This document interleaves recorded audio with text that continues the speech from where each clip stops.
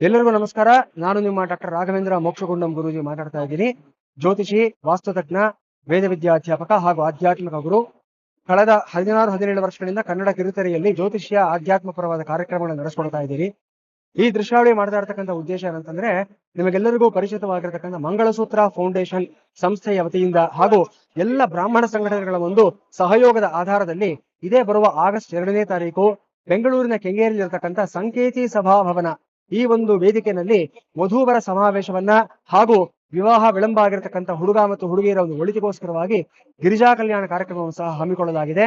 ಎಲ್ಲ ಸದ್ಭಕ್ತರಲ್ಲಿ, ಆಸ್ತಿಕ ಮಹಾಜನರಲ್ಲಿ, ನಮ್ಮ ಸಮುದಾಯದ ಎಲ್ಲ ವ್ಯಕ್ತಿಗಳಲ್ಲೂ ಸಹ ವಿನಂತಿ ಏನಂತಂದ್ರೆ, ಈ ಒಂದು ಸದವಕಾಶವನ್ನ ಸದ್ಬಳಕೆ ಮಾಡ್ಕೊಳ್ಳಿ. ನಿಮ್ಮ ಮನೆಯಲ್ಲಿ ವಿವಾಹ ವಯಸ್ಸಿಗೆ ಬಂದಿರತಕ್ಕಂಥ ಹುಡುಗ ಹುಡುಗಿಯರು ಯಾರಾದ್ರೂ ಇದ್ದಾದಲ್ಲಿ ಅವರ ಹೆಸರಿನಲ್ಲಿ ನೋಂದಾವಣೆಯನ್ನು ಮಾಡ್ಕೊಳ್ಳಿ ಮತ್ತು ಈ ಒಂದು ಅವಕಾಶವನ್ನು ಸದ್ವಿನಿಯೋಗ ಮಾಡ್ಕೊಳ್ಳಿ. ಆದಷ್ಟು ಬೇಗ ಎಲ್ಲರೂ ಗೃಹಸ್ಥಾಶ್ರಮ ಧರ್ಮಕ್ಕೆ ಕಾಲಿಡಿ. ಗೃಹಸ್ಥರು ಮತ್ತು ಗೃಹಿಣಿಯರಾಗಿ ಬ್ರಾಹ್ಮಣ್ಯವನ್ನು ಉಳಿಸಿ, ಬ್ರಾಹ್ಮಣ್ಯವನ್ನು ಬೆಳೆಸಿ. ಧನ್ಯವಾದ.